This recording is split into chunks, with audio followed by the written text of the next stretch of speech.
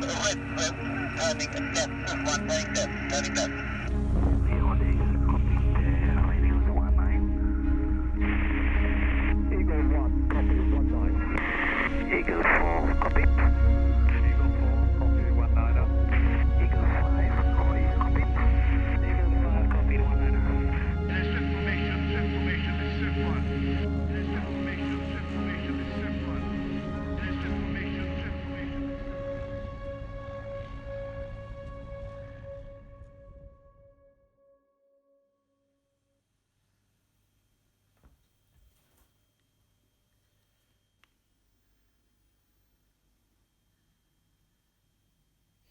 Visibility around Bournemouth is not very good at the moment, but it'll pick up. This is the morning of your departure. How are you feeling? Quite excited. I see this is a dream that has been going on for a long time. Migrating into Jerusalem with Swifts. And with members from all the Abrahamic Faiths. So, and this is the start of it. But now I've just got 2,500 miles to go in this light aeroplane across various sort of countries and weather fronts and all that jazz, just before I get to the start line. That is the whirligig of weather kind of midway through the week. That's where I'm going to be trying to get to on Wednesday. We should be absolutely fine. And the great thing about it actually is all the winds are blowing me. I mean, you should get there like a whistle. Very exciting.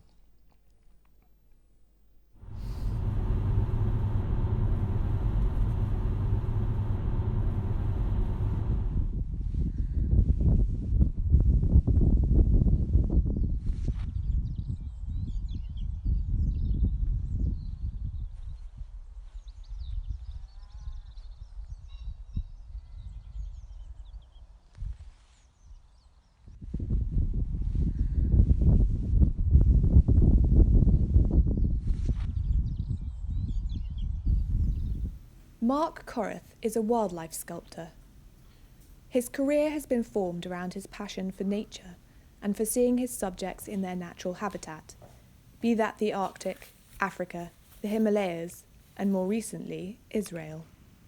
In 2016, during a trip to the country for a commission, he formed an idea to fly a formation of 9 light aeroplanes over Jerusalem with crews from each of the Abrahamic Faiths, as a message of mutual respect. The old city of Jerusalem is considered the holy city, the centre of the religious world, by the Abrahamic Faiths, Judaism, Islam, and Christianity. The walls have been built and destroyed innumerable times over its 3,000-year history, seeing endless turmoil and conflict. Yet, this beautiful melting pot of religions and civilizations, with its glowing limestone walls and air rich with spices, also sees the Abrahamic Faith's most important and holy places within a few hundred feet of each other. The Muslim Quarter's Golden Dome of the Rock and the Alaska Mosque are visible while standing at the Western Wall, the holiest place where Jews are permitted to pray. And a short walk away is the Church of the Holy Sepulchre, where Jesus Christ is believed to have died and been buried. Walking around the old city, one sees people from all religions standing alongside each other. And yet, in this part of the world, political and religious tensions are high, and the presence of military guns and concrete walls constantly seep into one's vision.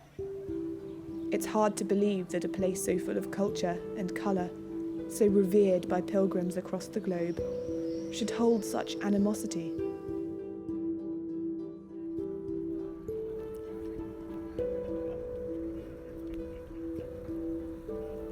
It's a beautiful part of the world.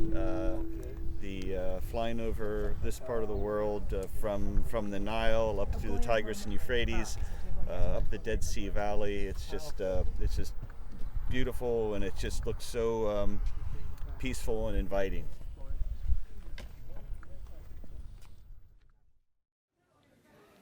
In 2016, Mark was commissioned by the St. John of Jerusalem Eye Hospital Group to create a sculpture for their garden in Muristan, where the old city's 4 quarters meet.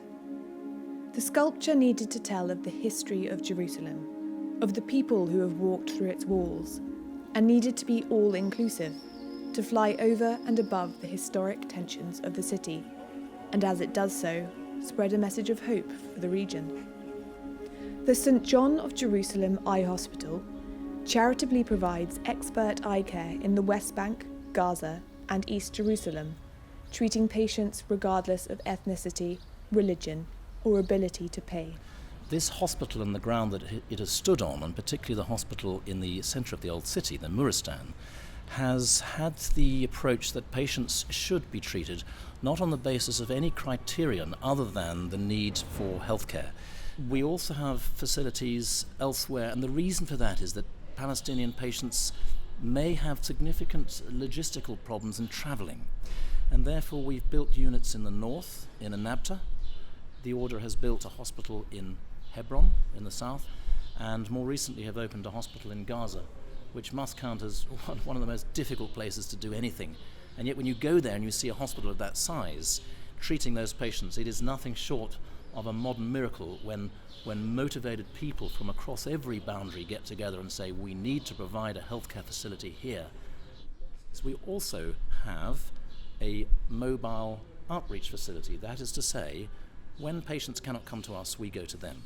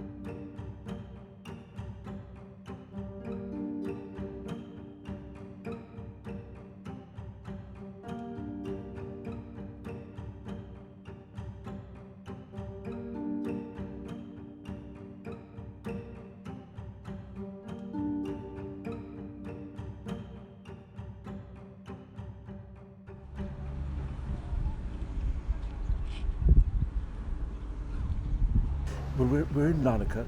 The weather is coming in, so I've decided to take the aeroplanes I've got here, the low and slow ones, most particularly my own. Lima Charlie is the lightest of all the aeroplanes and least able to tackle bad weather. So I'm going to head off today to Haifa and get my feet on the ground, make an office, become secure, let the weather come through, and then we just tackle it as it comes. But at least if I'm there, I've got a head start. We've got a decent horizon. It is raining slightly. We've got an hour and 40 minutes to fly from Larnaca to Haifa. It's going to be quite a challenge, a lot of water. We've got to get our navigation right. We are, after all, flying into what amounts to a sort of military zone. Let's see what happens.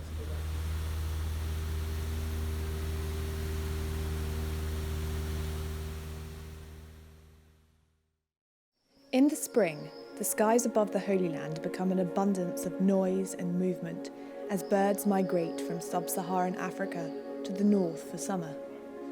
The most visible of these birds is the common swift. You can't visit Jerusalem in spring without seeing and hearing these dynamic birds. Swifts nest and breed in the western wall of the temple, as well as other holy sites, and have done so since before religious and political borders were ever formed. But birds have a unique way to survive. They migrate. They leave this beautiful forest, go to another equally beautiful forest down in Africa, and this is migration. This is what makes a lot so important. It's the bottleneck of migration for 500 million birds and also the last fueling station for birds before the Great Sahara Desert. But nature isn't just a thing of beauty.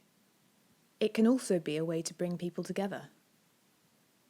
Jordanian General Mansour Abarashid, who helped negotiate the 1994 peace treaty between Israel and Jordan, is part of the Barn Owl project, a project that brings together Israelis, Jordanians and Palestinians to work together for a common cause. And instead using the pesticide, we are using barn owls in the farms to save money and to save also the health for the people, for the farmers.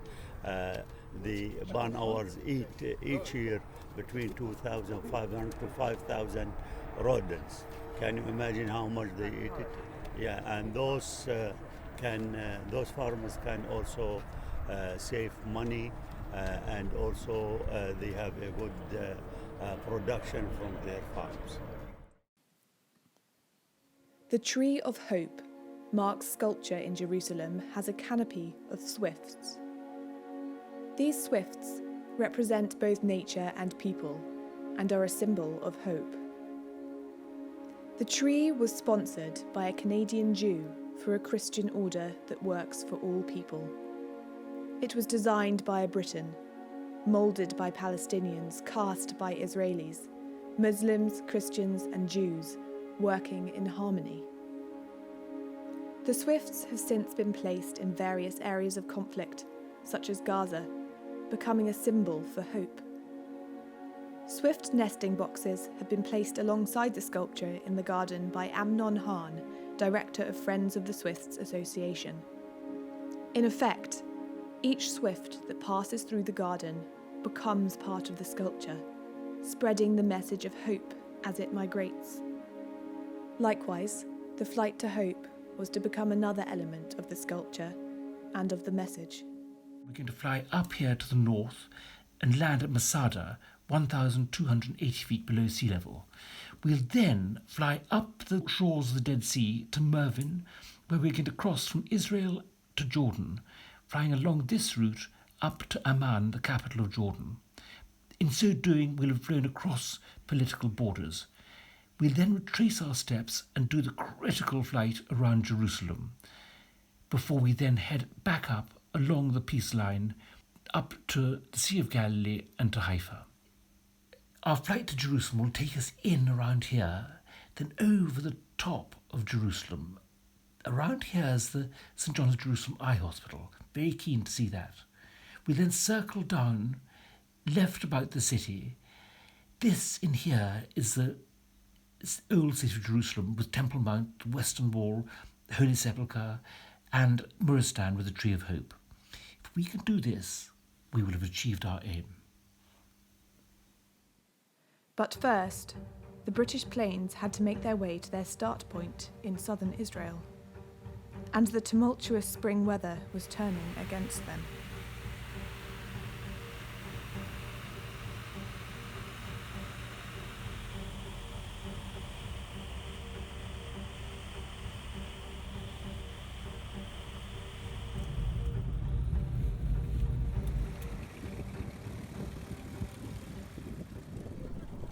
This is just unbelievably exciting. We've arrived in Haifa.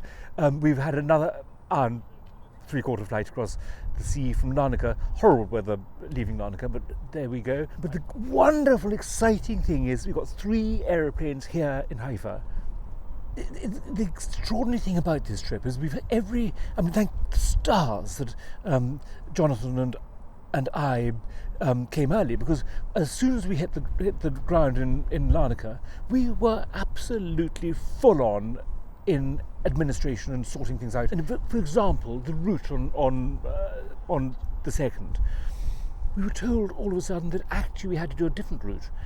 It was a misunderstanding, but it meant that the Abrahamic Faith part of the flight would be lost. The aim of the flight was going to be lost because we were not, it appeared, going to be allowed to fly around Jerusalem. Having sorted that out, we ended up with looking at the weather apps and just seeing the horrors of a very deep low coming in. We knew it was coming in before, that's why we dashed ahead, but we equally knew that the rest of the team were stuck behind it and would be going through it. So that's mildly concerning. If that affects us in the days to come, we may find that we might have to alter our plans again.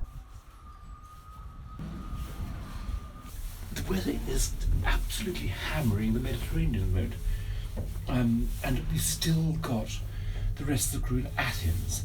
50-knot winds still down there. I pray they get here.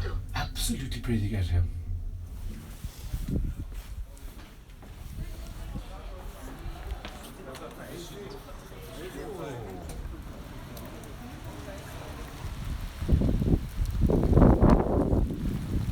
Let me show you where the airport is. Down there is our airport, which you can see so clearly yesterday. It's now completely and utterly lost in this weather. There's no doubt we've got now to get some contingency planning going. I cannot be defeated at this stage.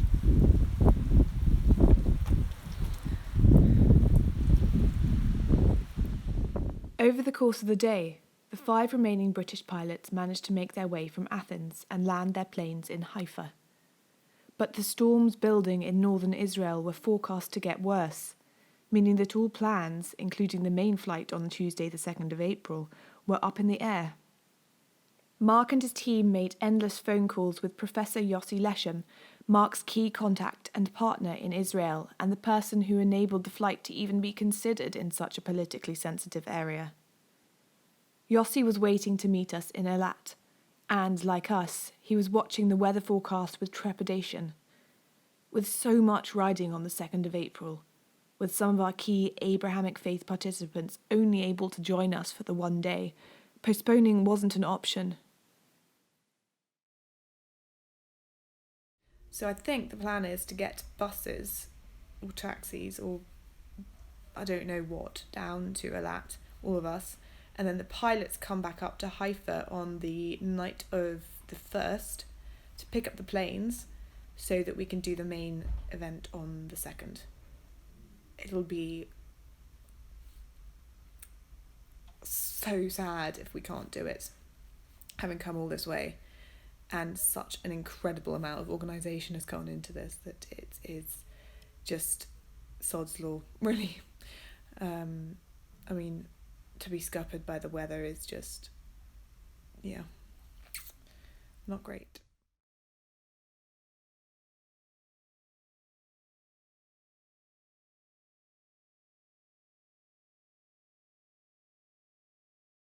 So we went to bed last night thinking that everyone was going to go down on the bus and the pilots were going to stay here and probably not end up getting to Eilat, which would be very sad. But Mark's been speaking to a guy called Eli Peretz this morning, and he's one of the Israeli guide pilots, which is one of the sort of legal requirements that we have to have in order to fly in this country. And Eli says that they think that they might be able to get the planes down today, which is freaking amazing good news.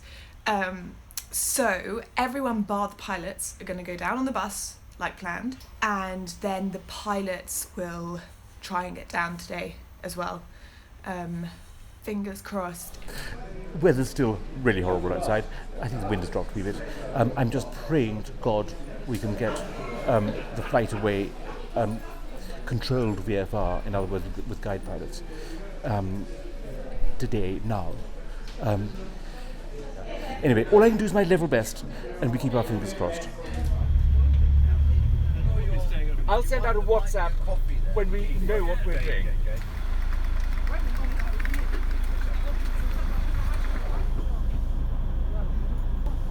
Whilst the pilots waited at Haifa airport for a break in the weather, the rest of us took the long bus journey south, holding our breaths for news of the pilot's departure and preparing ourselves for the key flight, if it was to happen.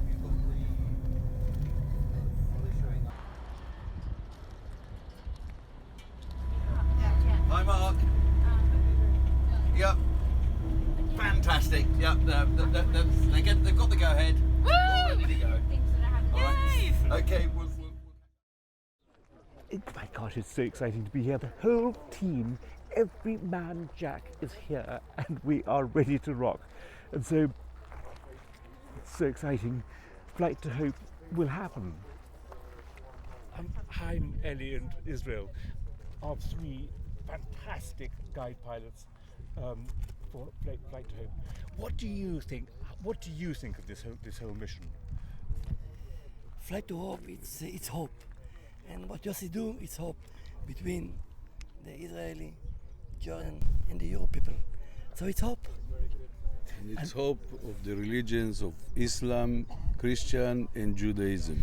All flying together. All flying together. Same the birds, flight over Like the the country, bird. without No limits. borders. Yeah. No borders. Do you think this trip and the whole idea behind it could actually do some good, some practical good?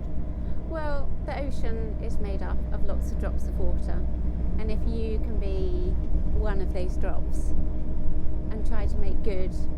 What do you think of a Jordanian general and an astronaut? What's the connection? The connection, the heart is very close together. Oh, wow. That's right, that is right. And we are working together for peace. This is a message for all the world that the Muslim, Christian, and Jew fly together over the Jordan Valley. It's a message also that we can live together in this area.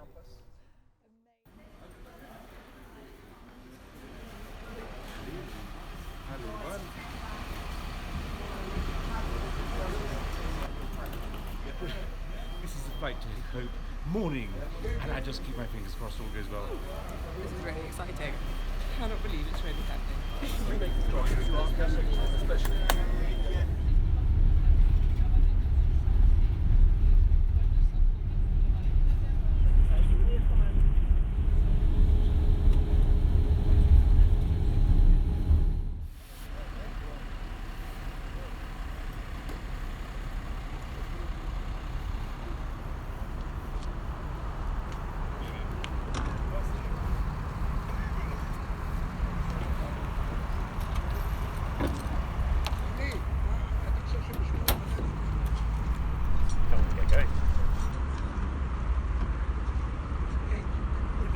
This is the start of Flight to Hope, and my gosh, I don't feel we're there yet.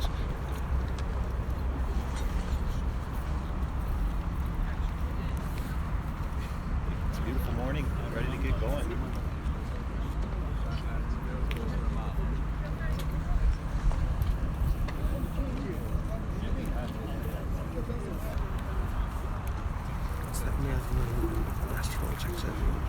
When we have the general with us, everything has to go smoothly.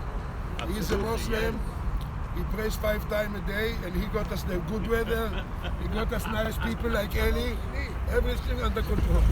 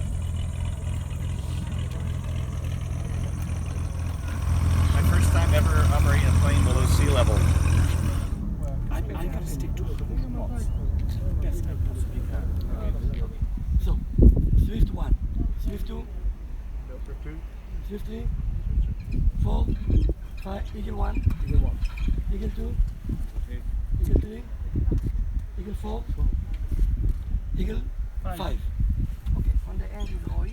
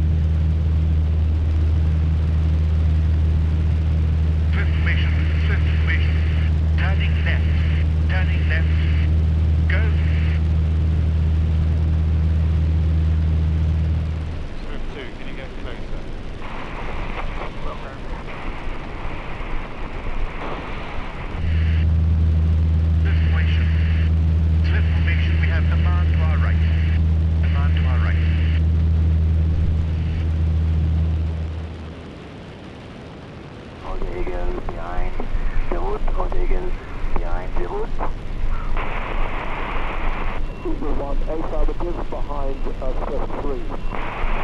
Eagle 3 just behind Eagle 2. Eagle 2 is okay? Eagle 2, I'm just approaching now at 5,000 feet.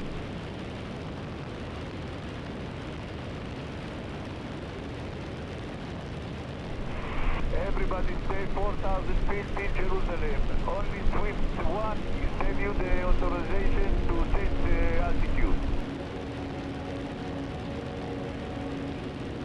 There's information, Swift formation, Jerusalem ahead. Jerusalem ahead.